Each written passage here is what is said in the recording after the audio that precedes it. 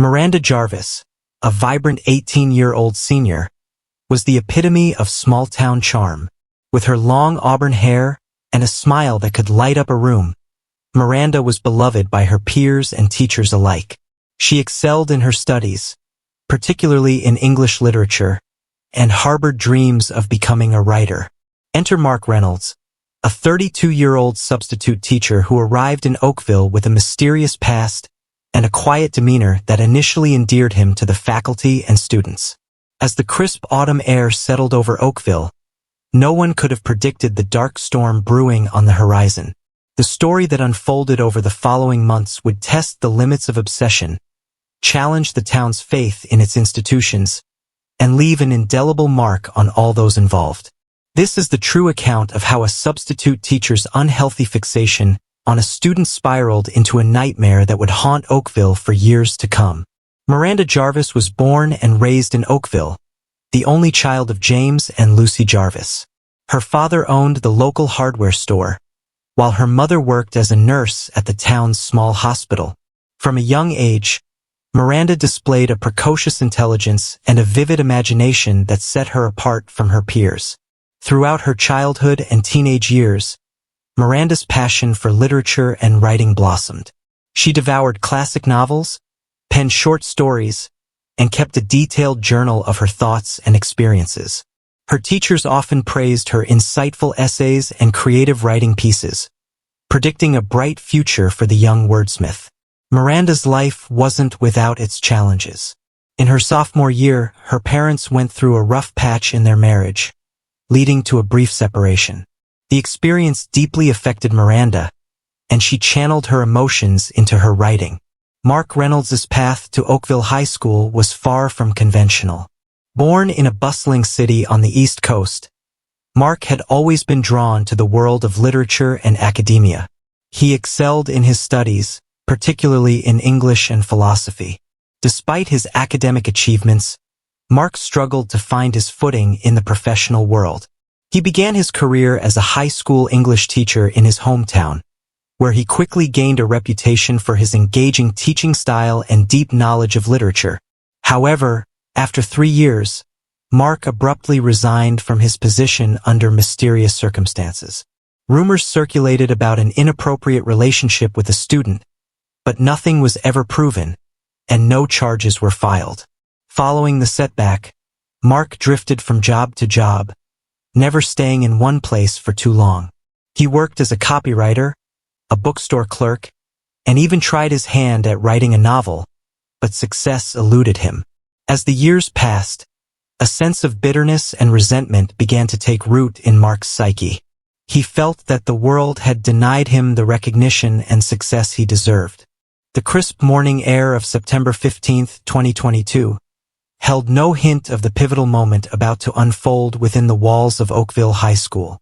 The students filed into Mrs. Henderson's advanced English literature class, a buzz of curiosity filling the room. Their regular teacher was out on maternity leave, and today they would meet their long-term substitute. Mark Reynolds stood at the front of the classroom. He introduced himself with a quiet confidence as he began to discuss the semester's curriculum, focusing on Gothic literature. Many students found themselves drawn in by his evident passion for the subject. It was during this introduction that Mark's eyes first fell on Miranda Jarvis, seated in the second row, her hair catching the morning sunlight streaming through the windows. Miranda listened with rapt attention. When Mark posed a question about the themes in Edgar Allan Poe's works, Miranda's hand shot up, and she offered an insightful analysis that caught the substitute teacher off guard. Mark, impressed by her eloquence, engaged Miranda in a brief discussion about Poe's use of symbolism. As they talked, he noticed the spark of intelligence in her green eyes and the way she articulated her thoughts with a maturity beyond her years. For a moment, Mark felt a connection he hadn't experienced in years, the thrill of intellectual discourse with a kindred spirit. As the class progressed, Mark found his gaze repeatedly drawn to Miranda. He called on her often, each time feeling a small surge of excitement at her thoughtful responses. When the bell rang, signaling the end of the period, Miranda lingered behind, approaching Mark's desk with a copy of her favorite Poe story, The Fall of the House of Usher.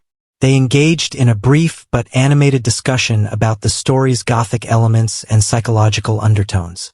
As Miranda turned to leave, she smiled warmly at Mark, thanking him for the engaging class. Mark watched her go, a strange mix of emotions stirring within him. Admiration, intrigue, and something darker that he couldn't quite name.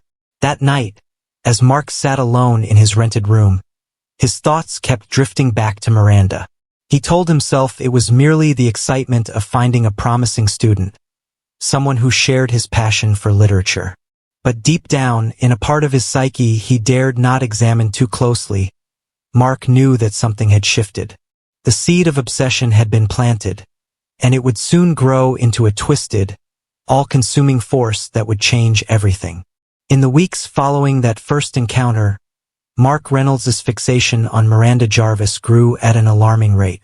Mark found himself looking forward to his advanced English literature class with an intensity that both thrilled and unsettled him. As September gave way to October, Mark's behavior began to change in subtle but significant ways.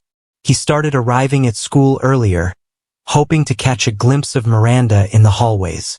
He lingered in the teacher's lounge, eavesdropping on conversations about students, his ears perking up at any mention of her name. Mark's nights were increasingly consumed by thoughts of Miranda.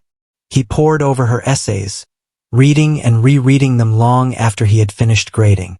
He began to imagine conversations with her, picturing scenarios where they could interact outside of class. In his mind, Miranda understood him in a way no one else ever had.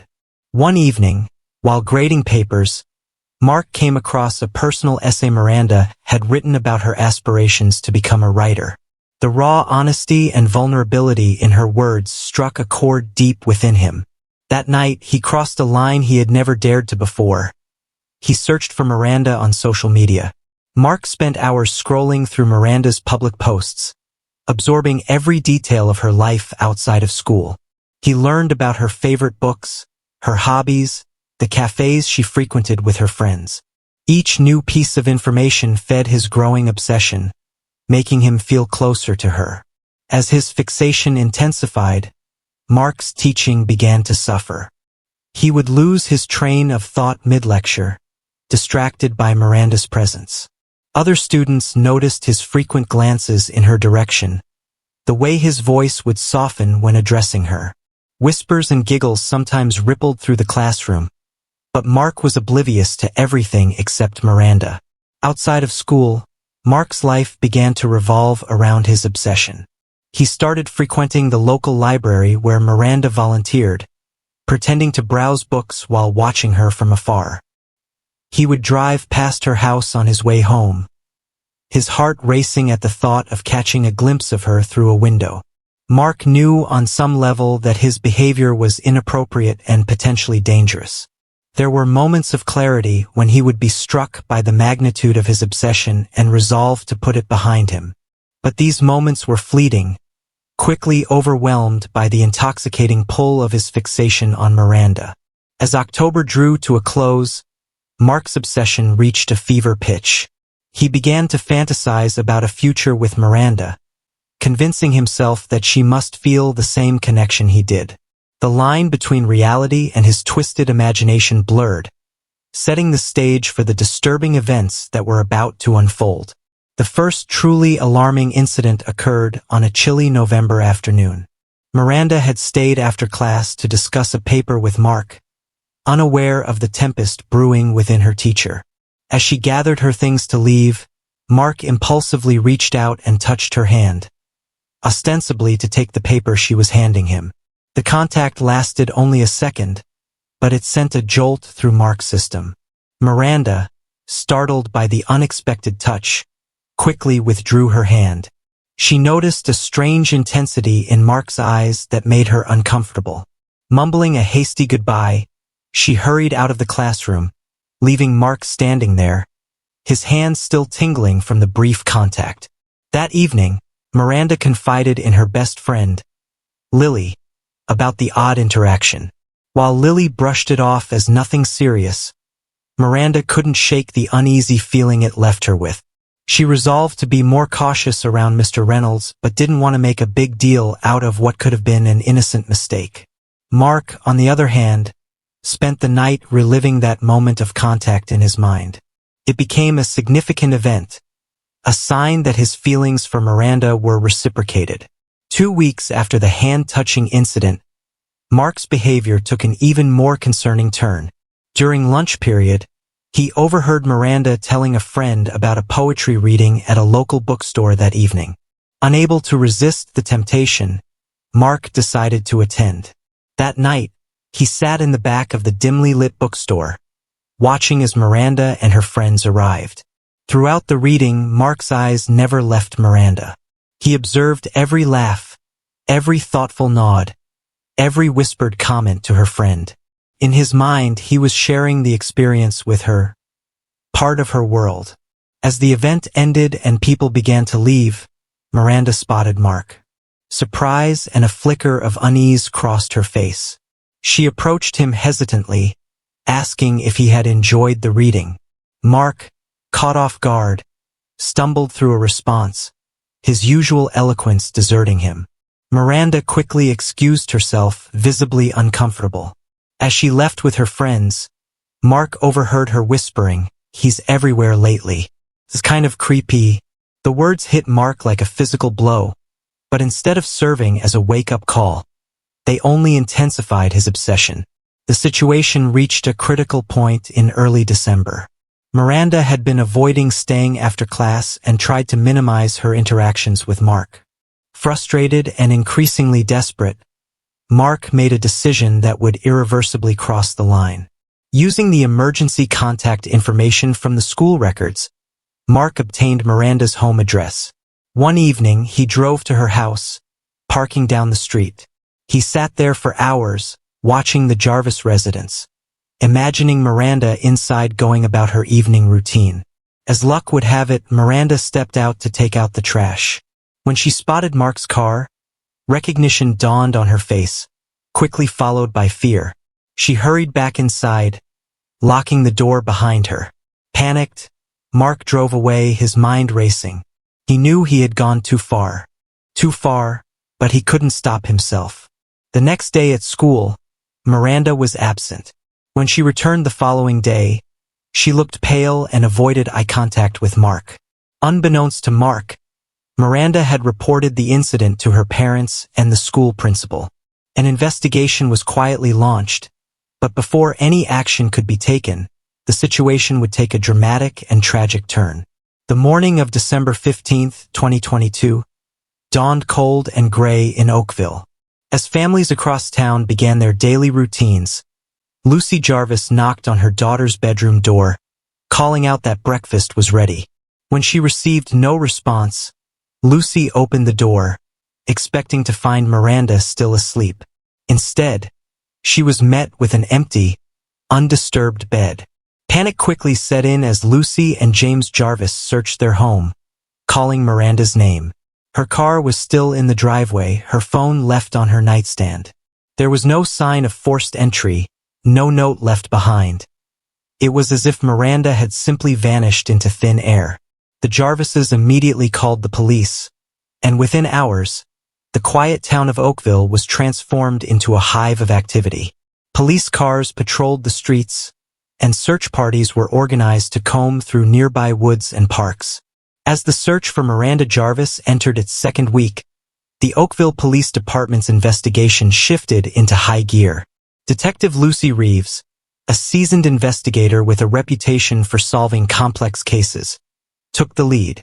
Her first order of business was to reinvestigate everyone in Miranda's life, starting with her closest friends and family.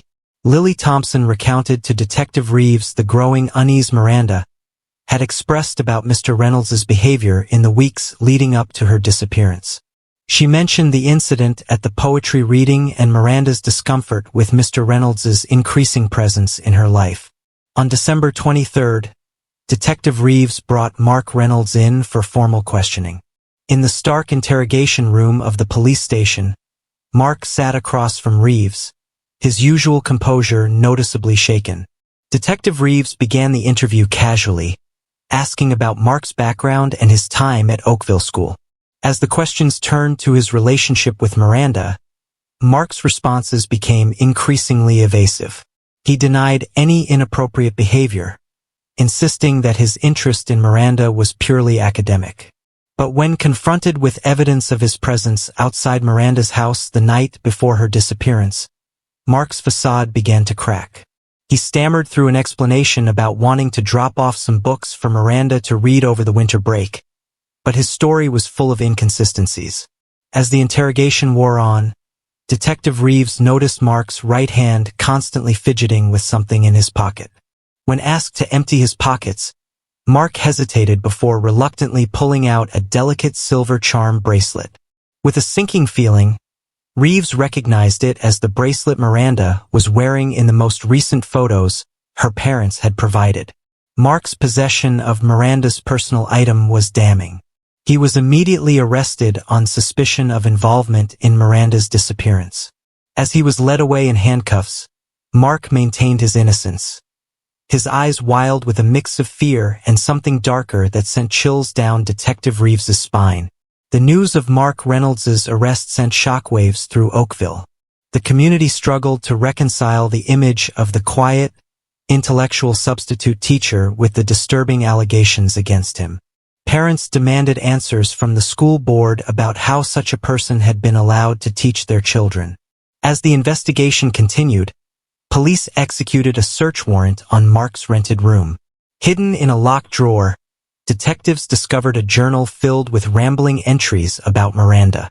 The evidence painted a chilling picture of Mark's deteriorating mental state and his unhealthy fixation on Miranda. But one crucial question remained unanswered. Where was Miranda Jarvis? One entry, dated December 14th, caught Detective Reeves's attention. In it, Mark wrote about a special place where he and Miranda could be together forever, away from the judgmental eyes of the world. The entry was vague, but it mentioned an abandoned property on the outskirts of town. Acting on this lead, police conducted a thorough search of abandoned buildings in the area. On December 27th, their efforts paid off when they discovered an old, dilapidated cabin deep in the woods outside Oakville. As officers approached the cabin, they noticed signs of recent activity. Tire tracks in the mud and a faint smell of smoke from the chimney. With hearts racing, the police team breached the cabin. Inside, they found evidence of someone living there recently. Food wrappers, a makeshift bed, and, most disturbingly, several of Miranda's personal items scattered around the room. But there was no sign of Miranda herself. Meanwhile, Mark Reynolds remained in custody, stubbornly maintaining his innocence despite the mounting evidence against him. During interrogations, he alternated between proclaiming his love for Miranda and insisting that he was being framed. His erratic behavior led the district attorney to order a psychological evaluation. Volunteers joined the police in searching the woods, hoping to find any trace of Miranda. In a surprising turn of events, on December 30th, Lily Thompson came forward with new information. Trembling and visibly distressed, she revealed, Detective Reeves learned that Lily had been withholding crucial details out of fear and misplaced loyalty. Lily recounted a conversation she had with Miranda just days before her disappearance. Miranda had confided in her about a secret online relationship she had been having with someone she met in a writing forum. This revelation shifted the focus of the investigation. While Mark Reynolds remained a person of interest, the police now had to consider the possibility that Miranda's disappearance was connected to this mysterious online figure. The IP address used by the user in the forum was traced back to a computer in the Oakville School library. Cross-referencing the times of the online interactions with the school's records, Reeves found that they coincided perfectly with Mark Reynolds' free periods. This revelation cast the entire case in a new light. Mark hadn't just been obsessing over Miranda from afar. He had been actively manipulating her, creating a false persona to gain her trust and lure her into a meeting. Armed with this new information, Reeves confronted Mark in another intense interrogation. Initially, he tried to maintain his innocence, But as Reeves laid out the evidence piece by piece, Mark's carefully constructed facade began to crumble. In a chilling moment, Mark's demeanor suddenly shifted. Gone was the nervous, protesting teacher, replaced by a cold, calculating individual with unsettling calmness. He began to reveal the full extent of his deception. Mark admitted to creating the online persona months earlier, long before he came to Oakville.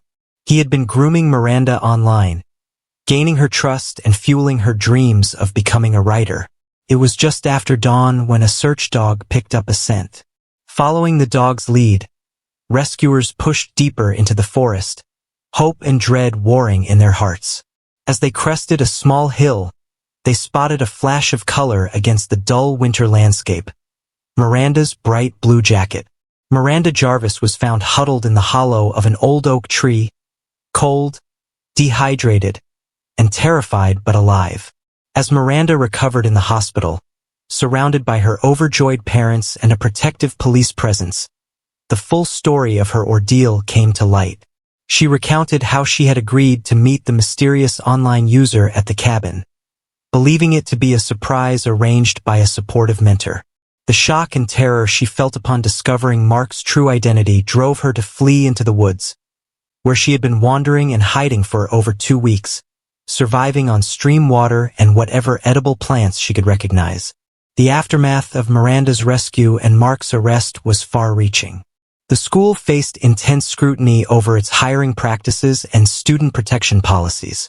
Several administrators resigned in the wake of the scandal, and the school board implemented stringent new background check procedures for all staff. Mark was convicted on multiple charges, including kidnapping, stalking, and child endangerment. He was sentenced to 25 years in prison without the possibility of parole. For Miranda and her family, the road to recovery was long and challenging.